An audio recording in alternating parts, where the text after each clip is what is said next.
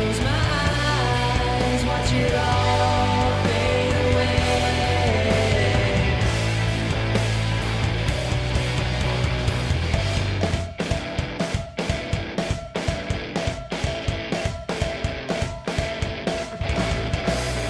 If you know where the blood's coming from,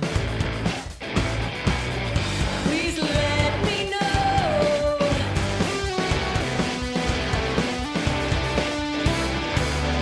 I was never afraid until it was my time to go.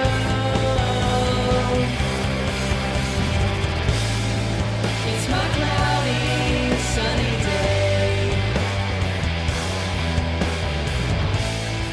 Close my eyes, watch it all fade away.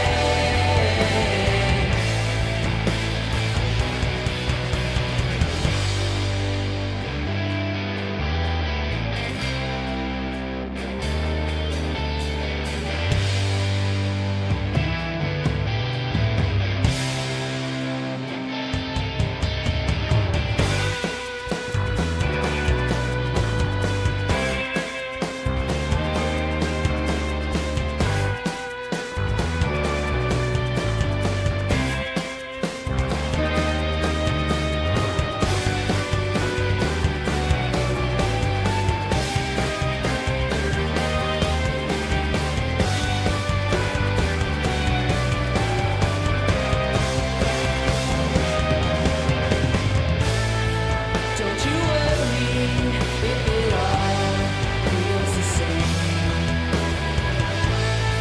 Just keep trying, you will know when it changes.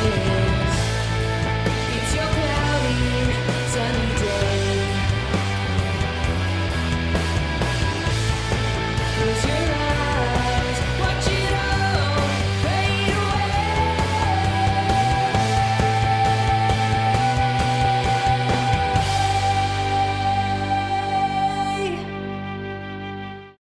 How much do you guys pay attention to this shit anyway? It doesn't fucking matter what we do. It doesn't matter at all.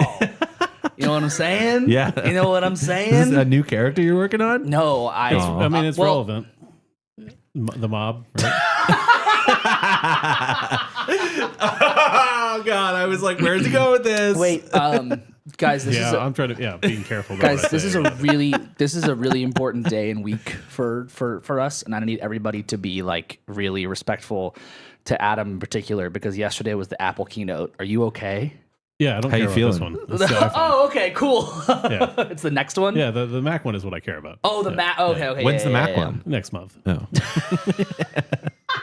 So in a month, you can ask that. But you're saying- I just don't care because they're not doing a new mini, so like it's fine. Yeah, because like you don't really want the Air because it's. I kind of do. well, I'm sure you, but but it still isn't like small. no, enough. it's not. It's actually bigger than a normal phone. right. Yeah, Which is exactly. like, yeah, I don't want that. But the AirPods Pro 3 look cool. I don't like the pros though. Oh, I love the pros. I don't want in-ear things. I do. want the live translation. Yeah. Oh, that's fair. I want the That's- live. You have a reason for that. I want the live Yeah, translation. that's Yeah. Yeah. Ian said, what is the Apple keynote? Damn, are we that far into Apple's ass that we know what that is and expect it to be it's common? it's like a Hundreds of millions of people watch it. yeah, Okay, it's just an Apple. It's when they announce all the they're like- shit. He doesn't have an iPhone though, right? No. There It's, you go. it's when they That's why. announce all the new shit. Well, Yeah. some of the new shit. They announce the new Yeah, phones. it's new phones, new watches, new AirPods. Yeah, that's And then a that's week fine. later, much we it. get the new iOS. Yeah, exactly. I mean, I did care about that. That affects my my Yeah. day job. That's what I was more getting Yes. at is that. Yeah, yeah. But you've been able to at least probably prep for that a little bit. Yeah. Okay. I've done this before. They do this every year. They do the same thing. They even did the same date this year as last year. It's like, okay. Yeah. Yeah. Morgen, willkommen bei Don't Feed the Artist. Ich bin Hagen. Dave, Adam? I was going to say I'm Big Papa. But you threw me off there. Yeah, I wasn't prepared for that.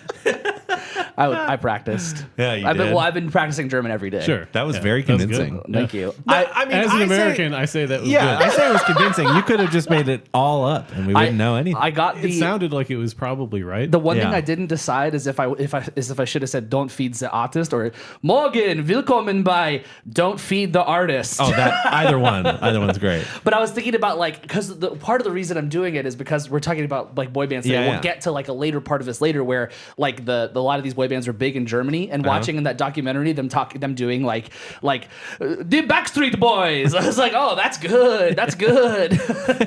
So I was like, I want to try that for this. And Yeah. also I'm practicing German, so I'm gonna be super annoying while I practice German. There you go. And that's also you're gonna get to the point where you just have an episode that's just you and speaking in German. that's like Is that Patreon. the goal? Yeah. It's just me struggling. Just a whole lot. It doesn't have to be soon. yeah. It could be after you've worked on it enough to feel True. comfortable doing a whole deep dive on. That's on also something. why I was trying to like use the translator thing as like an alley oop into Yeah, my yeah. There you go. I see. Unlike sense. Devo, even though Devo's not German, I don't think.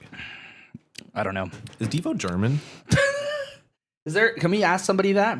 Can someone ask ChatGPT that real quick?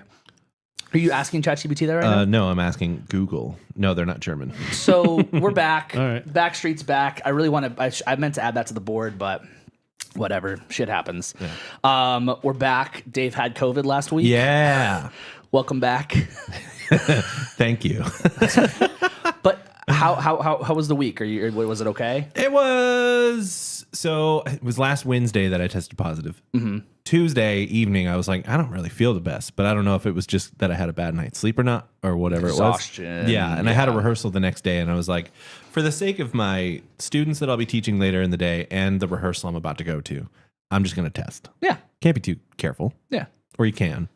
And that thing fucking lit up like a Christmas tree. Yeah. I was like, shit. Never a good sign. Dang. Yeah. And then by Sunday, I basically tested negative, and then Monday night I tested absolutely negative, and then since then I feel great. Was it different from your last time? Because last Oh, time yeah. you got hit pretty hard, right? Last time I was out for an entire day, like just drained, Yeah. no energy, nothing, and Yeah. then the next day I was fine. Mm. This Wow. time it was like I had a pretty gnarly cold from like Wednesday, Thursday, Friday, Saturday, and then Saturday evening I was turning a corner, and then by then my wife tested positive. Yeah, that sucks. So yeah, That sucks. Well, we're glad you're feeling So, better. yeah, Glad hopefully you're you're here. better now. Yeah. Yeah. Adam also had COVID. That's why he wasn't here last week. Yeah, totally. Yep. And I also because had Adam and I COVID. were making out. That's a different thing. I didn't know about I don't that know part. where you got it. I don't either. And now he's got questions. Yeah, Yeah, I have a exactly. lot. I just assumed I got it from work, but now it seems as though maybe I got it from you guys making out, and then I was just near you guys. It must be going around. I mean, is. it is going around, but like specifically our work, because I sent my bosses a photo of my negative test. Like I tested negative, and one of our bosses texted back a picture and said, "Me too," of a negative COVID test. Yeah. And I was like, "Oh my god!" Yeah. Well, I mean, you guys are in enclosed spaces with kids. with kids who have lots of diseases. Yeah, in school, as How Heather said dare in the you. chat, school just started. Yeah, can't school say just that. started. So- And then you guys also have a problem with like the AC doesn't work all the time, right? Well, There's it's bad been good airflow, this year. So Yeah, but the humidity. I'm not going to be this old man and complain about the humidity. Oh, the humidity. That's not. It is bad lately. We're not here to talk about the weather, ladies and gentlemen. We're not here to do that. Yet somehow we always We are do. old white men. Of course, we're going to nice talk out about today. It was nicer yesterday. Just wait. You'll reach the point where you like want to have a weather station because you're German, right? Ah, there you go. That's a thing. Jesus Christ. I see it in your future. Okay. Oh, yeah. You see Yeah. that in my future? Yeah. I see other things in my future. Probably anything else. It's windy, yeah. That's good. That's good. You want on my Babbel subscription? You can learn German too? No, I'm good. Okay. I still have my streak going. It's pretty great. Good for you, man. Yeah, that's good. I don't know. Okay. How many days? 9. Hey, oh, that's a pun. okay. Okay. All right. Well, all right. This was good. I've got to go. All right. Okay. We talked about boy bands. We can go home now, No, everybody. sorry. What we're listening to, and then we leave. Yeah, right? yeah. What are you listening to? Awesome. Me too. All right. I'll see you later. Yeah, music. Yeah. Okay. So this is something that I've wanted to do. It's been on the list for a while, and this is a Couple of years. Yeah, I would say so. And I think that we could do it in an easier way than what I'm about to do, but Isn't that the motto? I guess I wish it wasn't. Says a guy who dropped out of college. Yeah, exactly.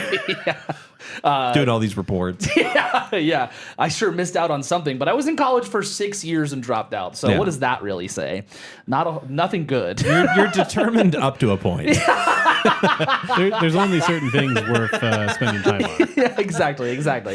School wasn't one of them. Apparently, Classes weren't. I really wanted to make sure. I wanted to try, but it wasn't good enough. Anyway, so this is something that I wanted to talk about for a while, being boy bands. Now, the struggle with it is that we could just talk about this in like a very simple way and just go through the history of it, and we are going to do a little bit of that, a good chunk of that, but. But no. There's more to discuss. There's deeper history than maybe what you might be thinking of, and on top of that, I think there's some good questions and some good fun parts of this that we can lead into. So give me 1 second here, because I got to get the next. Because everyone knows now I'm the guy. I'm the guy with You're the slideshow I'm the guy. guy with the slideshows. Hold on, give me 1 moment to put everything. How is this one done? What do you mean? How is this one done? How did you make this one? On Canva? Okay. I didn't know if it was you trying out all the different slideshow services and No, Canva is like I don't have to fucking do anything for Canva. This shit is the best. Okay, wait, I pressed that, but yes, fucking just present it. Jesus Christ. Ta-da! Well, they can't see it yet. it's okay. Darn. We can. They can't Damn see it. shit yet. Okay. We can see it, and the audio listeners wait, no, can that's not what I find want. it in their show notes. Yeah. Because there's a new thing that lets us upload these for everybody to see. Hey, Oh, cool. talk about that for a second while I fix this. Did we get a new website? We're working on it. We're working on a new website. It's For our resident IT. Did we mostly- get a new website? Mostly a new. Did I say it like that? You did. Yes. But Okay. mostly just to make things easier, so we can upload the audio straight from here without cool. like going through processing or anything, and hopefully it should be a little easier There you go. to keep things up. And it Show also notes lets us will be upload, cleaner? yeah, hopefully we'll see. Do you want to sign up to do that? Oh, no. But we can upload the like presentations and things, and like whatever other stuff we want to upload extra, and it's just hosted up there for free forever. So That's cool. That's so cool. That is this very will live cool. on for the rest of time. Okay, This is our legacy, boys. this is it. This specific slideshow. You know what's interesting though? I started doing the slideshows for a couple reasons, but one of them was that like the ones that Jackson made like increased SEO. Like it was good. It was good. It was positive. Kind of for a ridiculous amount. Yeah, with that so- one. SEO, for those who don't know, is search engine optimization. yeah. I was hoping he would guess what it was. But those are seeing pretty, eyes only. That's pretty good. But those were really niche topics, and so like, Yeah. so that the first one I made was for the easy core stuff, and that's pretty niche. So I thought that would be good, and then I did the AI one just because there was a lot to talk about. Boy bands is not a niche topic. No, not at all. But there's not a lot of like stuff about it that's easily accessible, which leads me to the first slide here, which is time to recognize our sources. So at first, this is like, there's a lot of Wikipedia we could do here. There's a lot of that kind of stuff, but there just wasn't enough really for what I was working on here. So for the first source that is like my primary source for this episode is a book called Larger Than Life, A History of Boy Bands from New Kids on the Block to BTS by Maria Sherman. It's a great book. It's kind of like my guide for a lot of what I'm doing in this episode. There's a lot of stuff that I learned about boy bands, and just kind of like it really gave me also like kind of almost like the big question or thesis we could discuss in this whole episode. And then a documentary we'll be discussing a little bit today, but not really. We'll be saving that for part 2, ladies and gentlemen. Episode 2. Is- Yeah. you should just do that every time you want me to press a button. Just Yeah, make yeah. the noise, and then I'll go press. Yeah. It's a good system. Yeah. I faulted. Shit. There. I'm sorry, I'm derailing this a lot. There's too many of these now. I That's the problem. faulted. Got it. Okay. So the documentary that we'll be talking about mostly in part 2 is Dirty Pop, the boy band scam. It's a Netflix documentary. It's pretty good. It's pretty good. It's great. I think that I have some gripes about the way the documentary is ordered, basically, but it's nothing crazy. We'll talk about it later. It's nothing that I really need to dive into right now. But these are important sources. Again, I'll be covering a lot of what this book covers. But if you are curious about like boy band stuff, like some stuff I'm not going to be covering is like in every chapter she goes really deep into like the fashion of each band. She goes into like I'll cover some of the conspiracies, but she covers every conspiracy. She covers like it's really well put together, and it's a really like easy read too because she kind of writes it like a fan because she is a fan. Right. So great book. Couldn't suggest it more. Moving on. I want to start by asking you guys a question, and you guys as well. Everyone who's listening and watching right now, feel free to answer. Have you ever been a fan of something? Let's start with just that. Like, would you call yourself a fan of something? And if so, what would your first thing you could think of? That's like, oh, I'm a fan of this. Bass playing. Okay, awesome. All right. Cool. Okay. Or like skateboarding. Okay, That's what I I like that expected. one. Yeah, That's yeah, good. that's Bass, what I bass expected. playing is good, but That we feels can too much like a job. we go Yeah. we can go niche. It's a fucking pleasure, dude. I love being a bass I player. know. But we can go into a niche part of Yeah, bass yeah. playing. But Yeah. we'll both of those you can bookmark, Adam. I would say yes, probably like something like Star Wars. Okay, awesome. Right. As far as the next question, how far does that go? I mean, like kind of like the niche aspect of it, as far as okay. like how deep do you go into the fan and into being a fan of this thing? And then would you consider yourself being a part of a fandom, if you will? Since I said Star Wars, no. Absolutely not. Would there be another answer you would say? Because okay, I'll give you a couple of examples. 'Cause I think I'm a part of quite a few fandoms. I am unfortunately a part of the Star Wars fandom. I fully ride that. There's a few bands that I think I'm a part of the fandom of that have that fandom base. That aren't just like, yeah, we like this band, but there's like, like not in my case, but the Coheed and Cambrias of the world, like that's a band that when you like are in it, you're part of like a fandom. Yeah, right. yeah. And there's like other like comic book type things. Like I'm part of the fandom for World of Warcraft. There's a lot of that kind of stuff that I would say I'm a part of the fandom for. So is there anything at all you could think of that you're like Dawes. Dawes? Okay, Absolutely. that's good. Yeah. Is there like a skater that you would say you're like, or a skateboarding like community or like an No. org that you're like a fandom, a part No, of the fandom just for? all of skateboarding. Okay. Yeah. Okay. Adam. I kind of feel like I don't, not in a dismissive way or anything, but just like I prefer to have a lot of interest in things and not go too deep into something. Okay. I do go deep into things at like the time, right? But Sure. I don't necessarily stay in it Right. long term. Okay. This is good. This is good. We have two people here who are not part of fandoms. Well, maybe one, I would say, but like but I like tried to audition for the band. right. Yeah.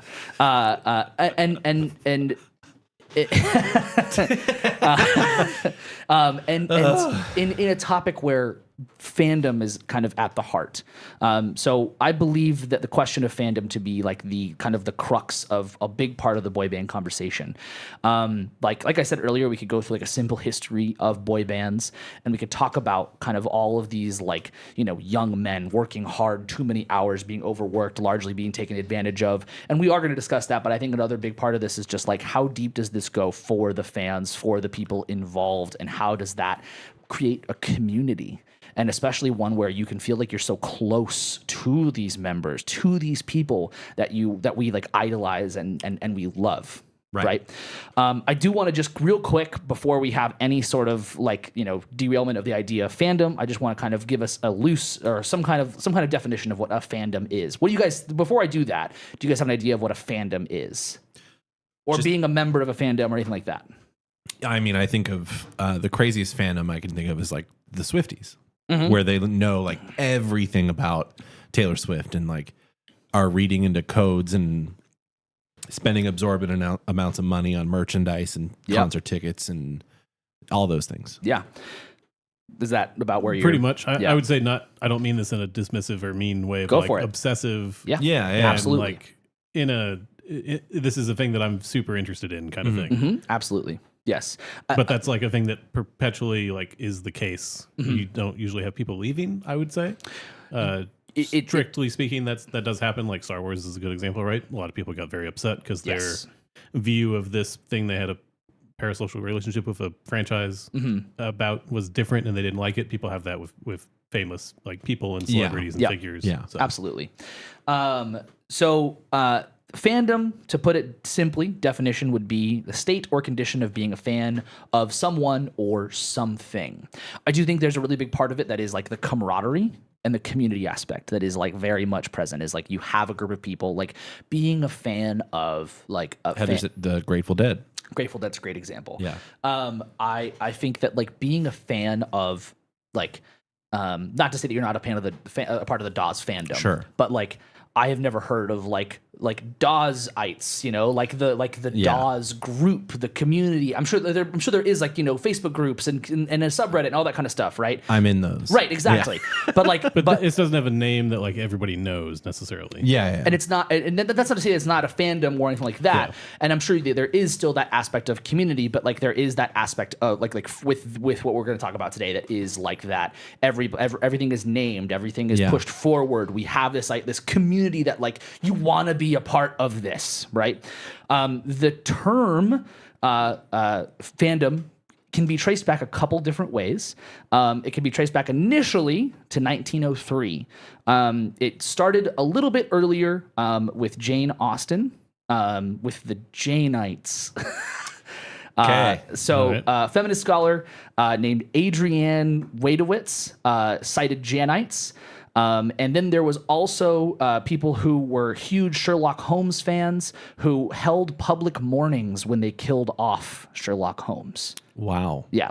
But I don't know if this would be their like the first official like fandom. There's one that is before the term fandom that you guys were probably very confused Christians. about. What? No. Man, I did not expect that. You guys were probably confused why this was in the playlist. Were you confused? yeah. Okay. Yeah. So I was confused but not surprised. That's all. okay. I was so fucking surprised. Okay. So this wasn't given the name, and again, a lot of this I'm getting from that book. So I really want to give Maria Sherman a lot of credit for everything I'm going to say. But she cites, and this has been very much like credited, this is very much like from history. There was a writer that referred to this instance. So the composer Franz Liszt, a Hungarian composer, he. During the mid 1800s, there was a huge craze for him that was called Listomania. I've heard of this. Yeah. Heinrich Heine, who was a poet, a literary critic, and just a writer. He seems like a massive piece of shit from the little bit that I read about this guy. He was the one that coined the phrase Listomania, and it was in reference to kind of the way that women of the time would react to go to see this man play piano places. There was a story that was told that Franz Liszt once threw away an old cigar stump in the street, and it was under the eyes of an. Sorry, I'm gonna read the full quote. I have to read this. This is a direct quote from somebody in the 1800s. Liszt once threw away an old cigar stump in the street under the watchful eyes of an infatuated lady in waiting, who reverently picked the offensive weed out of the gutter, had it encased in a locket and surrounded with the monogram F.L. in diamonds, and went about her courtly duties unaware of the sickly odor it gave forth. So Things were just different then. So with this is a virtuosic piano player who he wrote over 700 works. He coined the phrase transcription and paraphrase. This guy did a lot, but at the end of the day, all he really did, and I'm this isn't to minimize. Slow down. All he really did was end up in all of the history books. This is true. But there's a couple of pieces here. We're gonna listen to a little bit of a piece. That is what did Listomania. Okay, that's it. At the time. Yeah, at the time. Yep, exactly. That is the influence for I Want It That Way. So this is kind of this is where we want to begin our conversation of fandoms. We can see just to go a little bit further back with Franz Liszt, he had just gone through a divorce. like right before this specific tour he was on at the time that this happened. And this kind of like pushed everything like to the I think that was part of why this was happening. Just super fascinating. But anyway, so here's a big difference in what we're going to talk about today with boy bands. Liszt is not a boy band, obviously, right? He looks like Lord Farquaad in that painting. He was the inspiration. Yeah. Yeah, exactly. But he's not a part of a collective, not a boy band, but he is definitely the beginning of the idea of fandom, especially in music. Yeah. Right? This is a for sure thing. Let's talk about the boy bands that begin boy bands. Okay. So we have our idea of two different things. Our first thing we're going to talk about is a barbershop quartet. What is a barbershop quartet? Can anyone answer that question? Old. A barbershop quartet would be Skipped over it. a barbershop quartet is a group of four guys singing songs, some old, some new songs, especially like in the era we're talking about, early 1900s. Some old songs, some new songs, but always a cappella. Almost always wearing coordinated outfits, having some kind of choreography. It's very old timey, not in a bad way. I don't mean that Yeah. dismissively. It's like you go to Disneyland and they're doing that, Right. Because Yeah. it's kind of a bit at this point. But they're wearing the outfits were typically like what the little thing you see outside of a barbershop, the pole Right. Yes. that Yes. spins around. Right. Yes. It's like candy canes. So we're gonna listen to a little bit of a barbershop quartet song. This is not from the early 1900s, but this is still just it's a very popular barbershop song. You're the flower of my heart. Damn. Sweet Caroline, sweet Caroline.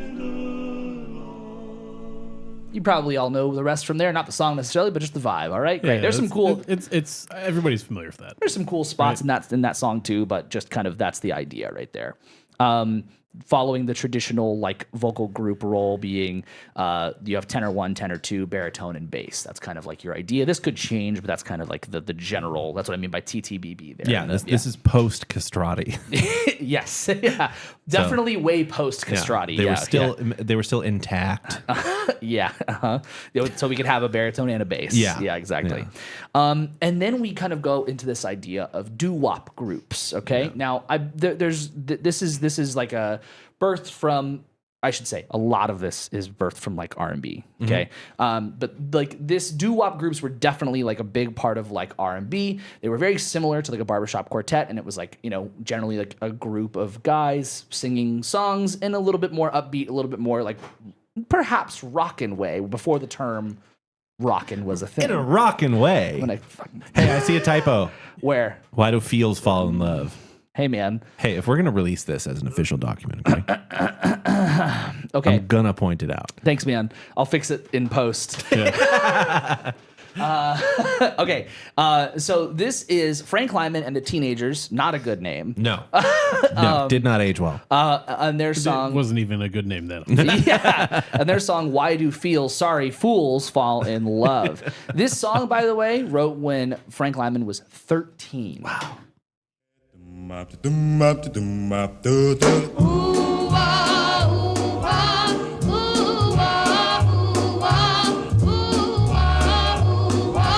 Why do fools fall in love? Why do birds sing so gay? Yeah, come on. That's great. Yeah. That's great. That's so nice. I feel like everybody knows what that is too. Yeah. That's in a lot of movies. But my uncles love doo-wop music still to this day. They're all part of like the very much in the fandom of like classic cars and things Okay. like that. So this music was a big time part of that. Totally. Like jukeboxes and things like that. Yeah. But I had a boss when I was a painter. I would paint schools, and he only listened to doo-wop. His name was Bob, so we called him Doo-Wop Bob. But every day we would. That wasn't the first time someone was called Doo-Wop Bob. No, I'm sure not. Yeah. But I felt like I was going crazy because like we would be painting every wall white and just doo-wop. He found out how to put it through the Doo-wop, he found out how to doo-wop. put it through the speakers of the school. Oh no. And he would just patrol, like making sure we were not slacking off. And I'm like, why do fools fall in love? Why do fools? And like 3 weeks into the job, I was like, every song is the same. Yeah. It's all 1, 6, 2, 5. The whole time. Ba-doom, boom, boom, boom. There you go. That's That's the it. move. That's the fucking shit right there. That's awesome.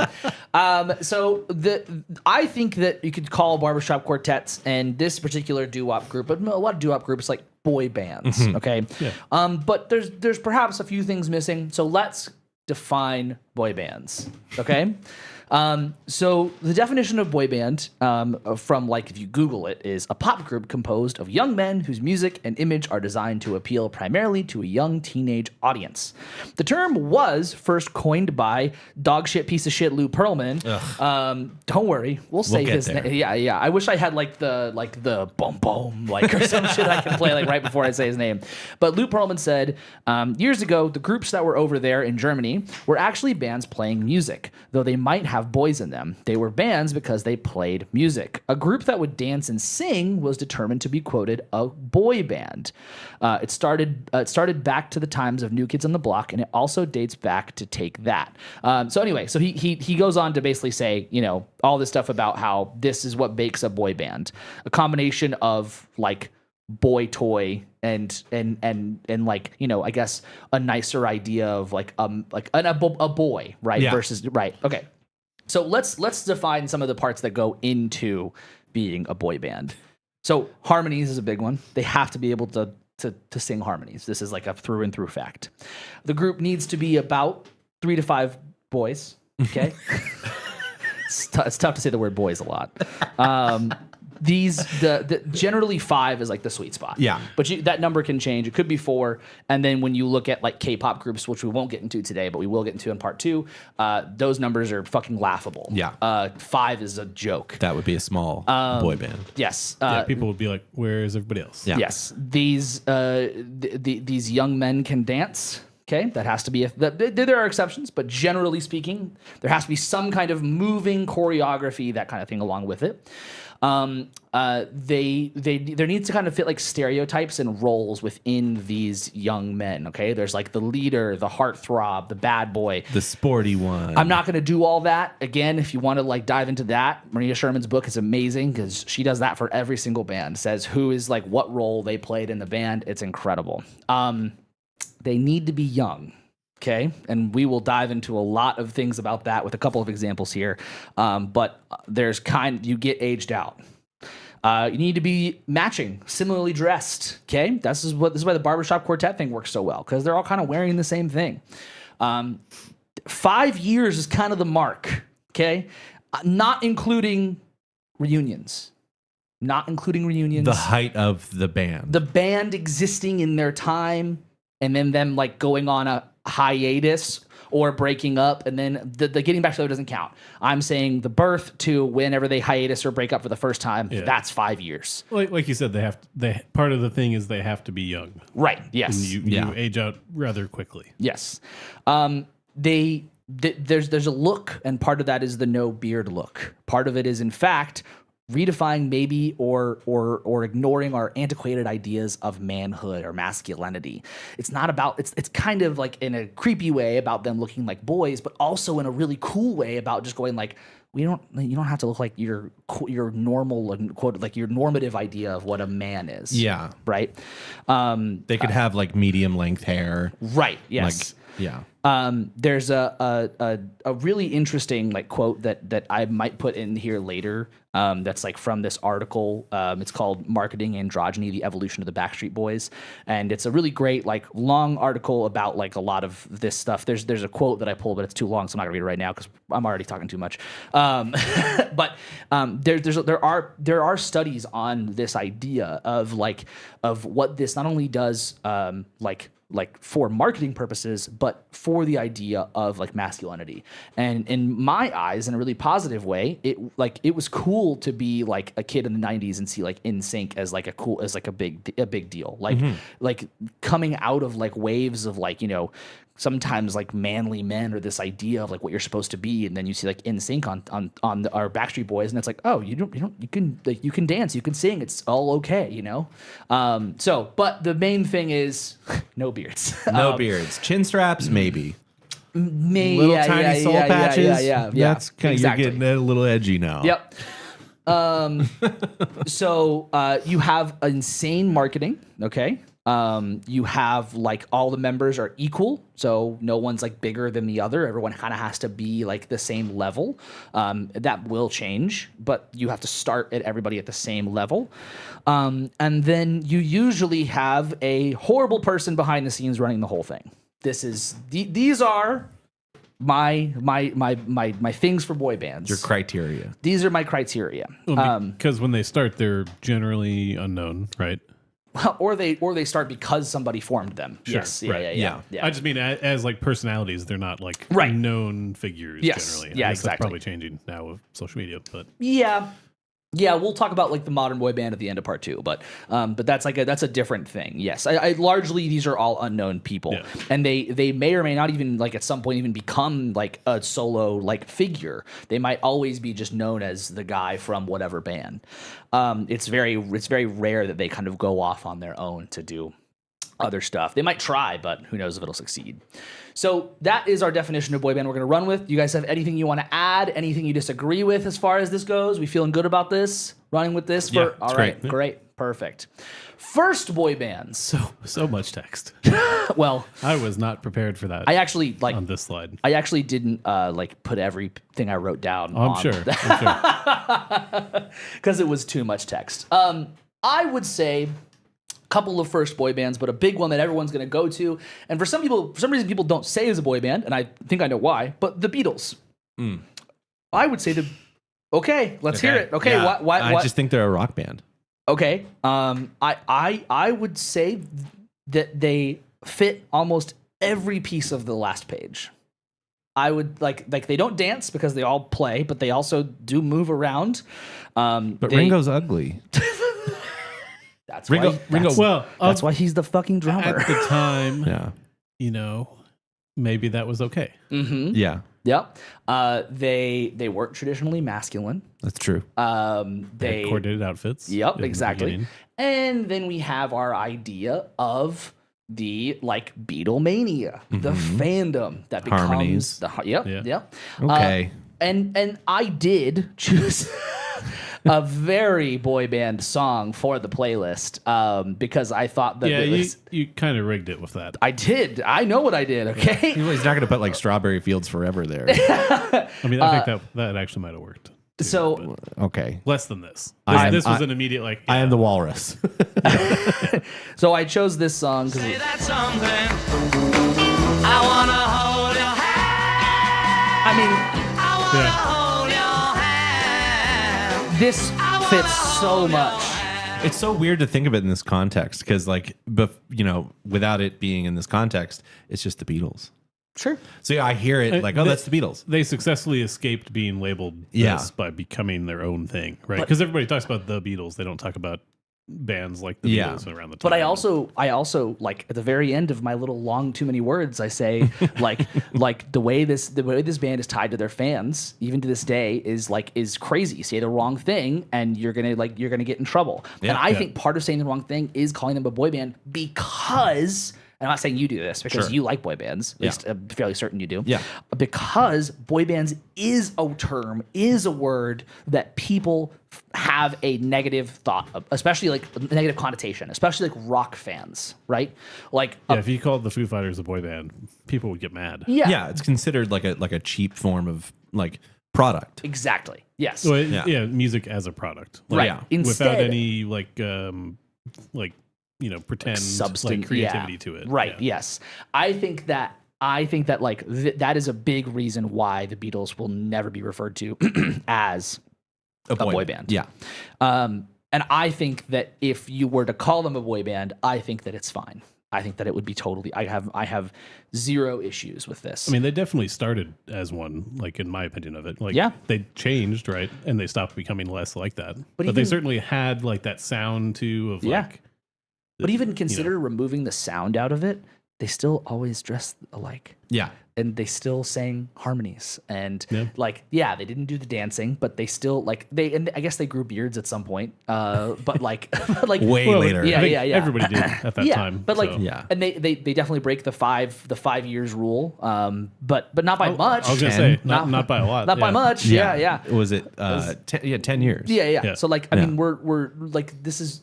I think this is an early. I think it was 9. Was it 9 years? I'm going to confirm. Yeah. It wasn't very long. Yeah. certainly. So moving on past this, we now have, this is again the 1960s, we have Motown. What was Motown? Do you guys know what Motown was? I'm sure you must have heard the word at some point in time. I mean, it was a record label, but Right. it was also kind of a style of music. Exactly. Yeah. It's a fascinating thing where Motown is like referred to as a kind of music is Motown. So it was a record label, it was a style of music, and it was birthed in Detroit by a guy named Berry Gordy. Now Berry Gordy is maybe not a good guy. He's not. Maybe the first of many. So perhaps this will also fall into our "is this a boy band" conversation. We're gonna start with so I should say Motown was a part of culminating such acts as Stevie Wonder, Marvin Gaye, the Supremes, the Temptations, and the Jackson 5. We're just gonna look at one example. We're gonna I know I put more in the playlist. Sorry, but we're just gonna look for now at which one did I want to look at? At My Girl, I think. Yes, we're gonna start there.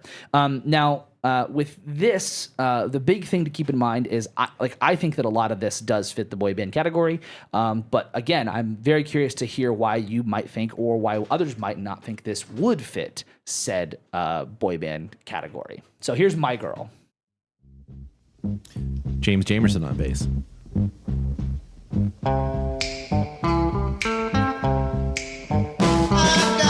I've played this song 1,000 times. When it's cold outside, I've got the month of May. I guess you say what can make me feel this way, my girl, talking about my girl. Yeah. So I think that we have the Temptations fitting as this idea as a boy band. I think the Jackson 5 fit this idea. Before I go back to if you guys think that this fits a boy band, do you guys know what Berry Gordy did before he started Motown? Was he like a car salesman or something? He was an assembly line worker. And he I was literally gonna guess that he owned a blimp company. he literally like he has I don't have a quote for it, but he has been like basically seen as using the assembly line worker, like the assembly line mentality for creating music. It was about quality assurance and mass production. That was it. That was all they did. It did nothing. The people didn't matter. It was all about just get the product out. I think that defines boy bands to me in some like big aspect. Absolutely. Oh yeah, but Like as someone who is, I guess, to not get too far without saying this, I don't care about boy bands. I have nothing against them. I just never cared. What the fuck are we doing here? It was just never something that caught my attention, or I didn't hear maybe either at the right time. Like I didn't hear or listen to NSYNC or Backstreet Boys, for example, Yeah. when you might have. This right? guy was like, So- like in elementary school when we were all like listening to NSYNC. He's like already like 9 Inch Nails, like Nirvana. Up. No, Just more like, like- you guys heard the Berlin trilogy? maybe. I was listening to like Led Zeppelin and stuff then. So Yeah, that's tracks. wild. And the Beatles, to be fair. So that's my boy bands. Okay, yeah. You were close. So would you call? But that would mass you, produced, like, not, you can't tell in the music necessarily that it is, but there's something about all of it that does feel like it is made a certain way. Yeah, absolutely. Yeah, but I mean, I don't know if I would go as far as to call these groups boy bands. But Okay. I also, I can't help but mention that like one of the things that he did, Berry Gordy, was like the Motown. Like, there's a great documentary called "Standing in the Shadows of Motown," which I think was a book first. but it shows the life of the musicians who recorded all this music, Right. and how they just got fucked on Yeah. royalties. Absolutely. Like the Godfather. I just mentioned that the bass player on that track is James Jamerson. He's the godfather of electric bass, and he died poor Yeah. because he didn't get royalties. Yeah. From any of that stuff. I feel like we're going to be seeing that Yeah. quite a bit today. This is a little bit of a later example, but it is like definitely a first boy band. That's one we're not going to be spending too much time on throughout, but I do want to mention Menudo. Are you guys familiar with Menudo? No. So, Adam, I didn't Yeah, think you I was, don't- but I kind of recognized the Really? song when I heard it. I was going to rudely cut you off and say you don't like boy bands, but okay, sure. He's like, oh, I'm a huge fan I of don't know Menudo. the name. I definitely don't know the name, but I know the song for some reason. Yeah. So there is a really interesting thing that we'll be talking about especially when we dive into K-pop. There's some other times too, but this sometimes feels like aside from K-pop, like in the modern sense, this sometimes feels like a uniquely American idea, being boy bands, or British, right? Basically, those are the two places where boy bands have come from in most people's brains. But this was not necessarily the case at all. And Menudo being like a prime example of this, formed in 1977 by the producer Edgardo Diaz. Right, we know so Edgardo. The first time I saw that name as a Yeah. friend of ours, and I was like, that's made up. It's real. Well, I mean, our friends might have been. Who knows? Sure. It would be in character. So Menudo was like undeniably like also very much like kind of pushing a product. They would bring in like these huge Europop producers to make their music. They would perform weekly on TV. They were in movies. And by 1982, reportedly earned $20 million as Menudo. Wow. Diaz knew exactly what he was doing, especially by this. Once you turn 16, you're out of the fucking band. Get the fuck out. Capped the age at 16. You could not, you're too old. That's gross. Wow. But honestly, okay, not to justify that, but like a lot of things back then were that way. Like pro skaters in the 70s, like once you were 16, you weren't pro anymore. So from 1977 to 2009, they went through 39 singers. I thought it was going to be a higher number. I thought that number would be higher. Yeah. Yeah. I think that they probably went on, like they probably had pauses of actually using Okay, the band. But this band also went through like the fandom thing. There was this idea of meningitis, which is like being a fan of Menudo. Oh, that doesn't sound healthy.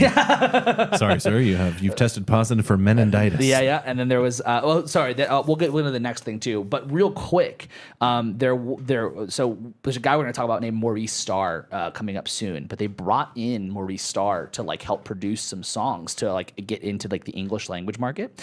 And the guy, Edgardo Diaz, who founded Menudo, was like, no, these boys can't do this. And he said, quote, they can't make it, quote, feel the same way the other people, especially black singers, can. He's a pretty cool guy. Seems like a cool guy. So let's move on. Real quick, up in the top left here, we have fandom check. So Beatles, like we said, we have Beatlemania. But Menudo, like I said, people would claim they caught meningitis. Oh, God. Okay. Or there was the self-titled Menudistas. And there was not like a specific name for like the Motown fans. There were, but they weren't good. It was Motown Lover or Motown Sound Lover. That sounds fake They as put fuck. in their best work. Yeah, I was gonna say they At the didn't ad try at all. agency that Motown Records hired. Oh, you're also a Motown Sound Lover? Me too.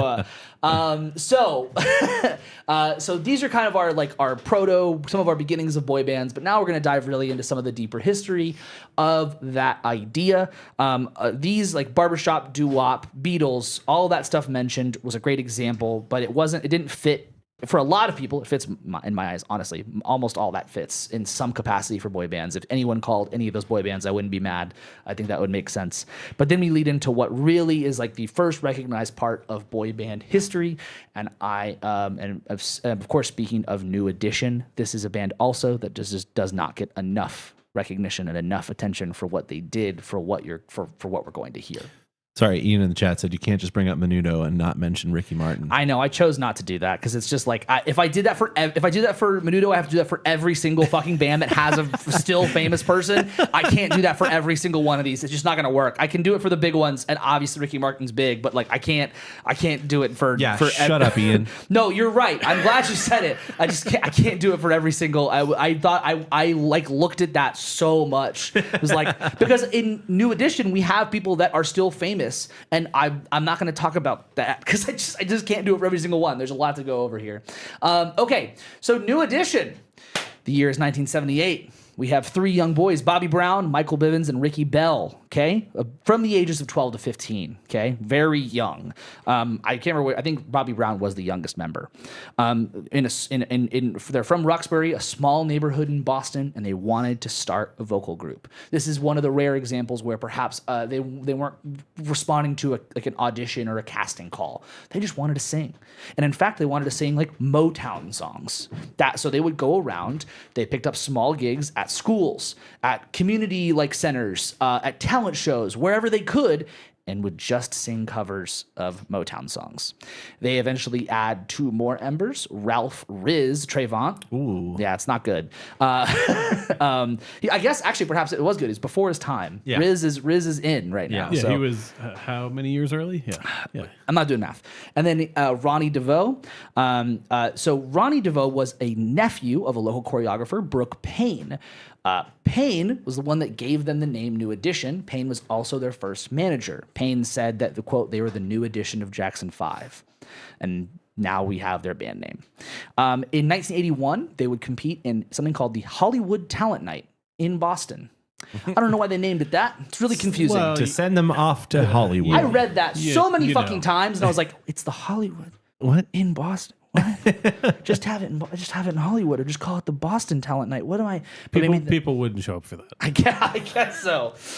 You put it's what 1980. Nobody can go and look up. Are these people from Hollywood? Yeah, I guess that's true. That's how they get people to show up. Are you from Hollywood? Yeah, I'm from Hollywood. I can't do a Boston accent. That was great. Shut the fuck up. No, it worked. I got it. Yeah, the bit works. Okay. They got second in this talent show, but the person I mentioned earlier, Maurice Starr, who was one of the people who was like judging the talent show, he was very impressed by New Edition, and he signed them to Streetwise Records. And there was a song that he was working on or had whatever from whatever group called it was called Candy Girl, and he gave them the song Candy Girl to record. So we're gonna listen to just a little bit of Candy Girl. Have you guys heard? So I should say, like, I know that like Adam has fucking hates boy bands. Dave, you like boy bands. Yes. How far back does that go? New Edition, New Kids on the Block. No, like, I mean, okay. So because of my uncles, I knew like the Barbershop Quartet, and obviously I knew the Beatles and the Temptations and the Jackson 5 and the Four Tops. But I totally missed Menudo and New Edition. And New Kids on the Block, was that also? Kind of. Okay, I think okay. my brothers might have liked them a little Okay, bit. gotcha. Yeah, I would have missed all of this. Yeah. So I definitely heard some of this music, but it was NSYNC and Backstreet Boys for me all day. That was it. Same. Okay, so let's listen to a little bit of Candy We're Girl. going to listen to both of their songs, right? Oh, yeah. Yeah. Yes. It'll just come up later.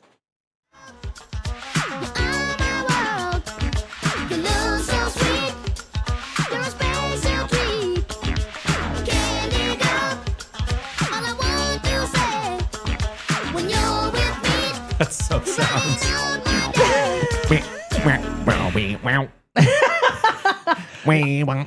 That's kind of crazy that it came out in 1983. I know, but when we kinda were crazy. listening to it, my wife was going A B C. Yeah.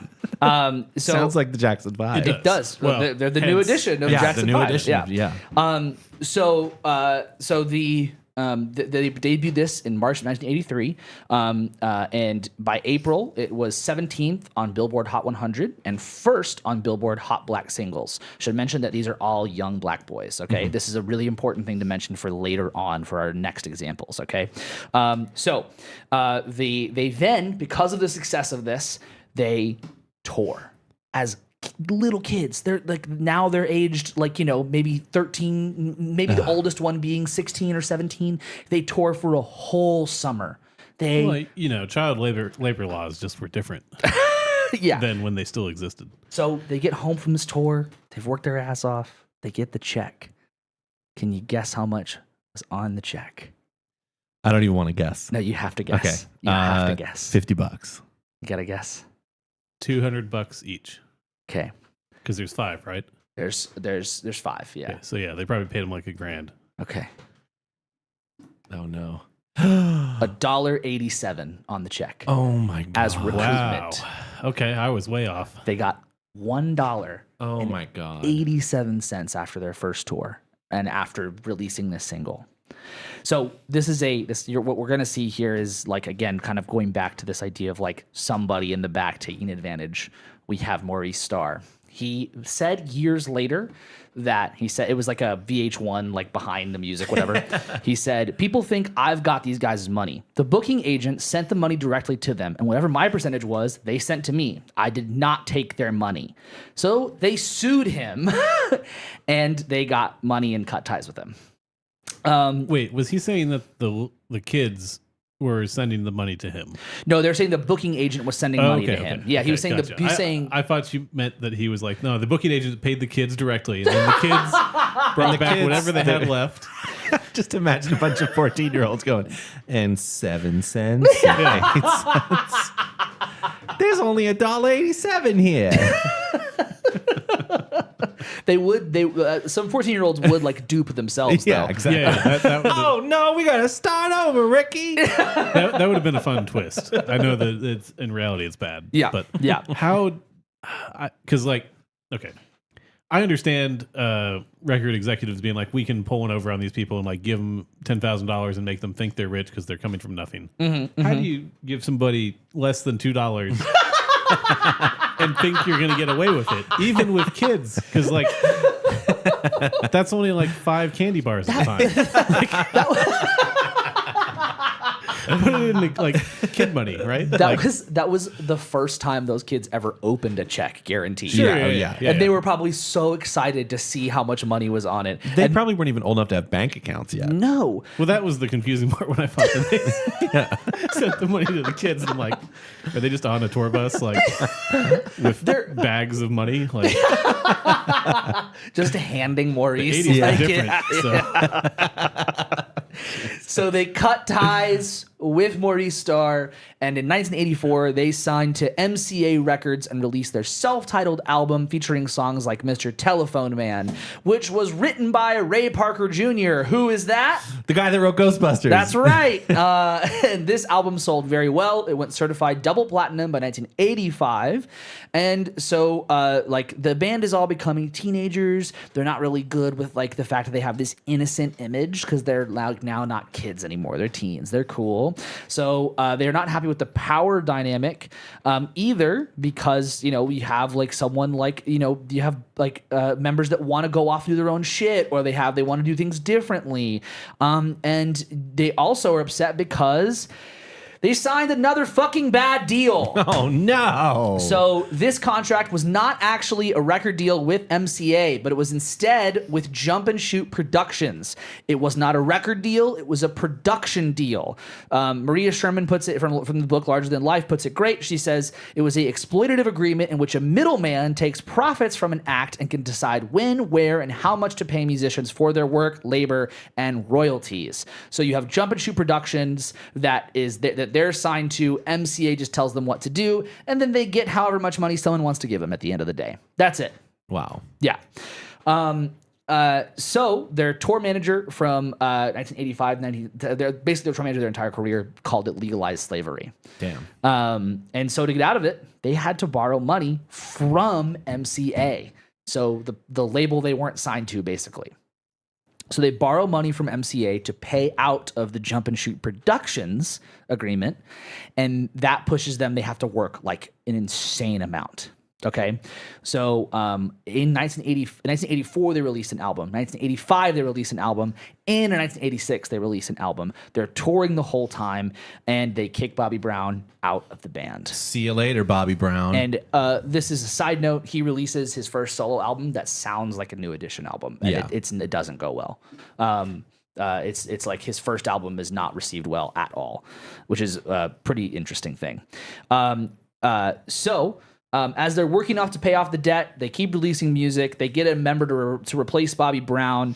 They go platinum again. And they also were dealing with competition, which we'll get into in just a minute, it's directly from Maurice Starr as their competition. And they are eventually able to pay off their debts. This would have been, in the 90s, basically. So they would have lasted more than the 5 years. They would have broken that rule. And it puts them on an indefinite hiatus. They reunite at some point, like every boy band does, but we're not here to talk about all the times every boy band reunited. This band is undeniably one of the beginnings, if not the beginning. They set the stage for boy bands. Yeah. This is it. And we're gonna listen to one more song of theirs, and it's just also so you can kind of hear how much they changed, because they were kids when they started, and they went through basically 10 years of this band, which 10 years in a band is a long time, I would say. But largely the thing is that you have 10 years from starting off as a child. Yeah. So here is Can't Stand the Rain.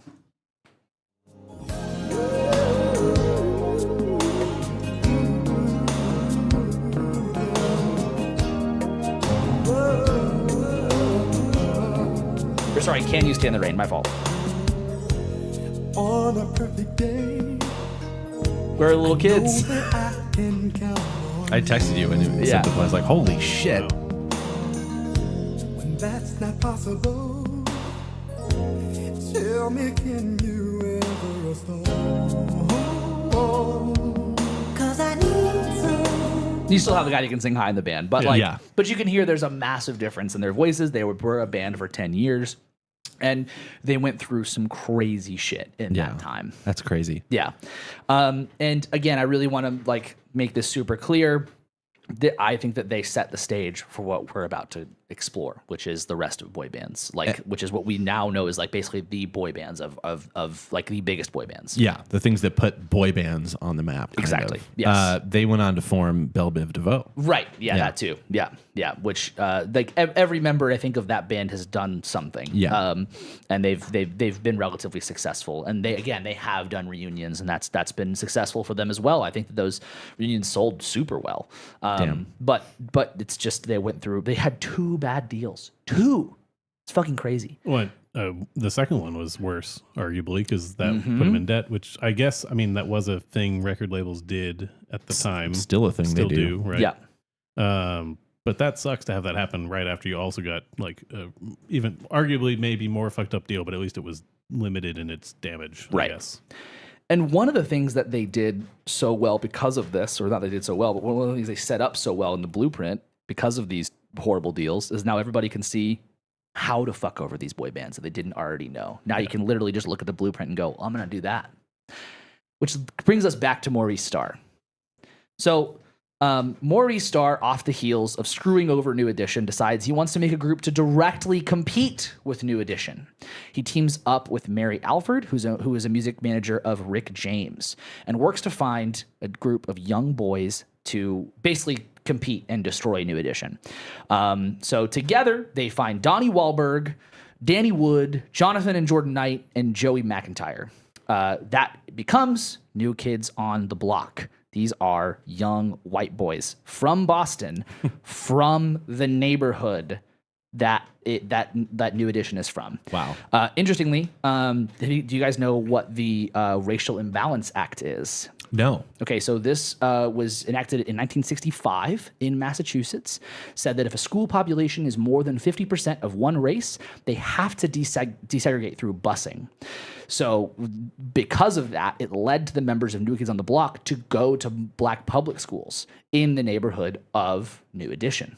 Wow. Pretty interesting. I think that's kind of crazy that led these young white boys Yeah. to get into that position.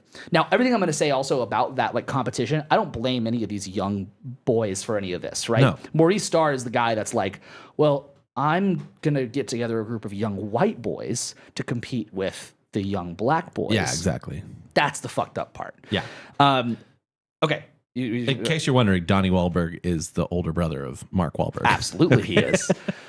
So let's back up just a little bit to the beginning of how this band forms. Okay, so Donnie Wahlberg turns 13. He goes to a record store and he's trying to decide what to buy. He says, should I buy New Edition's Candy Girl or should I buy Lost in Space by John Zoon Crew? You know who that is? I don't know who the fuck that is.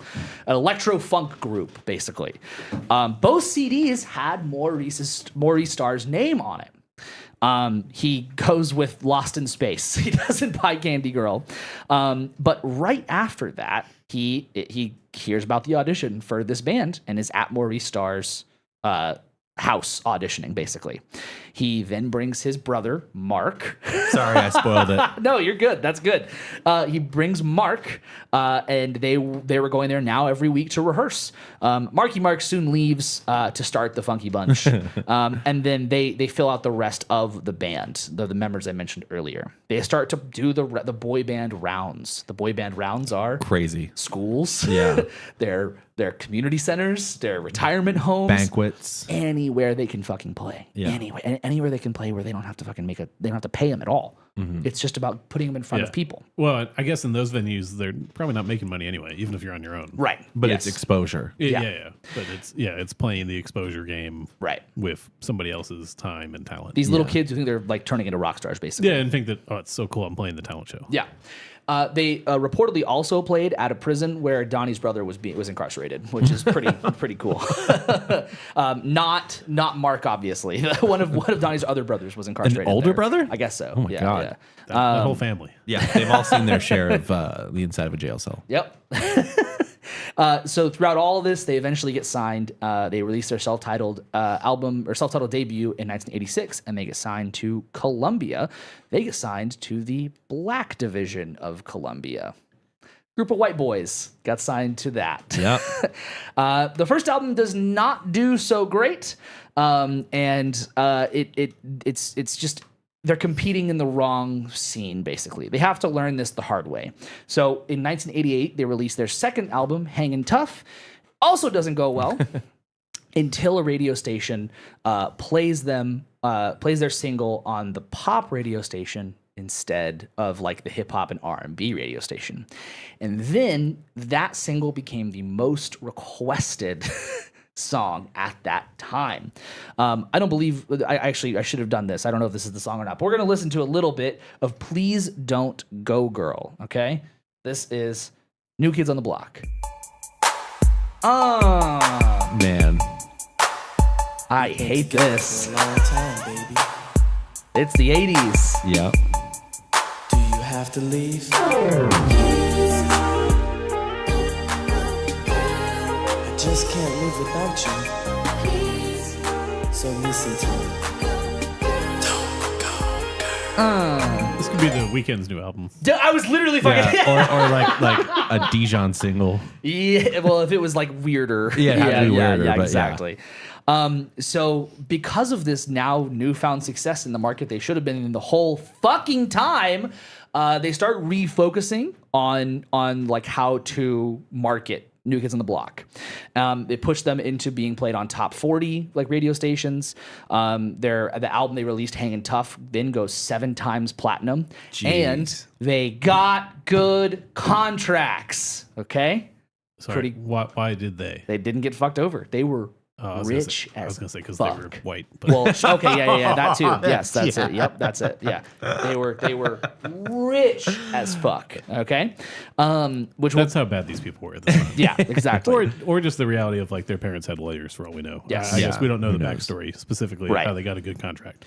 Now, let's talk about what was happening in music at the time of 1988. What was happening around 1988 in music? Hair metal. Okay, great. That's an awesome hair metal would be a great answer. There was a lot of other band like pop artists that were Yeah, like totally Whitney Houston. exactly. Yeah. That were very like maybe akin to this, like the Yeah. pop artists were. But there's a vacuum that New Kids on the Block is filling at this time that just wasn't there. Yeah. Right. They were in a really, really good sweet spot to thrive at this time. So that lasts for like 2 seconds.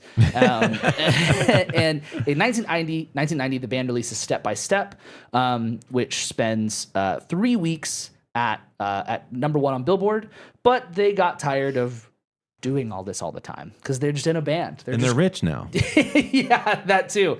But here's the big thing, and I'm so glad that Ian said this was my first introduction to fandom because this was a big deal for them. They were getting zero privacy. They were getting like no, like think about like 1990 zero privacy. That means people are actually in your fucking face, right? It's not just all social media no privacy. People are in your grill, okay? So not only that, but you also have people who are like this kind of is an early idea of like anti boy band sentiment. Okay, you have like people who are like boy bands are shit, right? So let's listen to Step by Step though, because that is our next one on the playlist. And this is what they were releasing at the time of they went first on Billboard for this, but being kind of pissed about everything they're dealing with. Step by step, ooh baby, You can hear the anger. gonna get to you, girl. Step by step.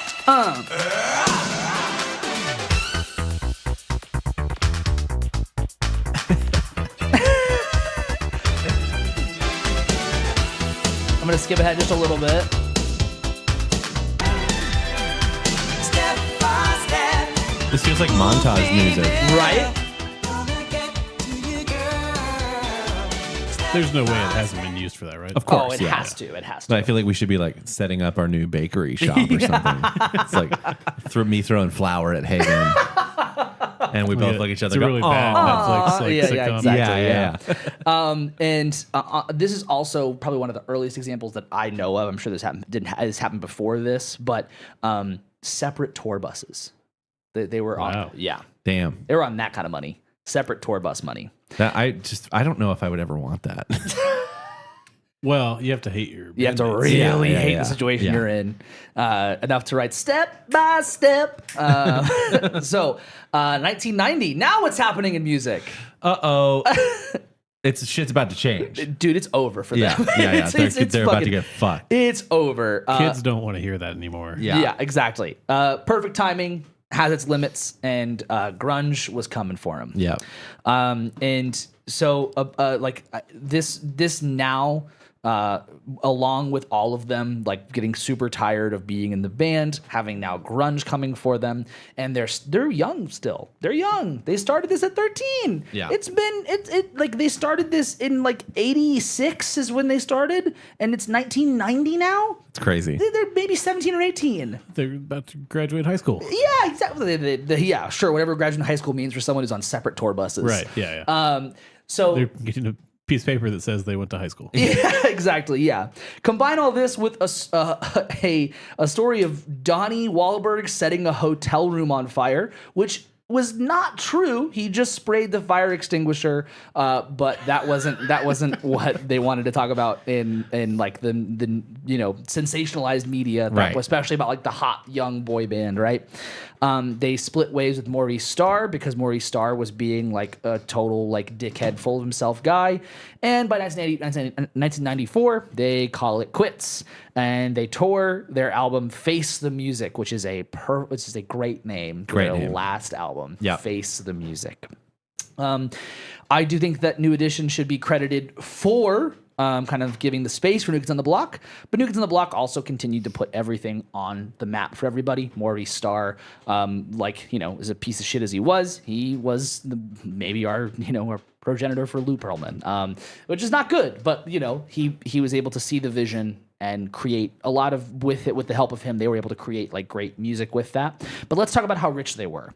It was reported that New Kids on the Block was paid as high as $800 million in merch and $200 million in like merch in like record sales. Wow. Well, that's just too much money for these kids. Well, I mean, We're gonna have to make sure we limit that next time. Exactly. I wonder if that's including like, paying back the record label and all their like production costs and things like that. yeah, exactly. Like if that's what they were paid out and they all got like $100 million each. yeah.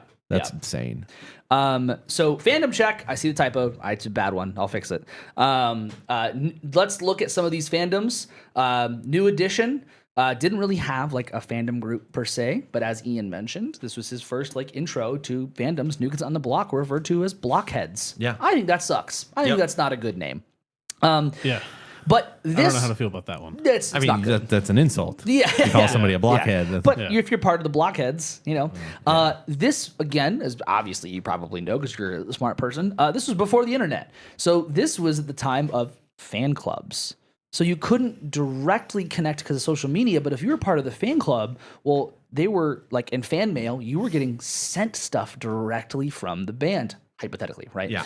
You felt like you were so close. So being a part of like the fan club, being a part of this, the way you could connect to them, that was like the basically the parasocial level, as well as like I said, this band got no privacy. People were waiting outside of every show at the tour bus, all that kind of stuff.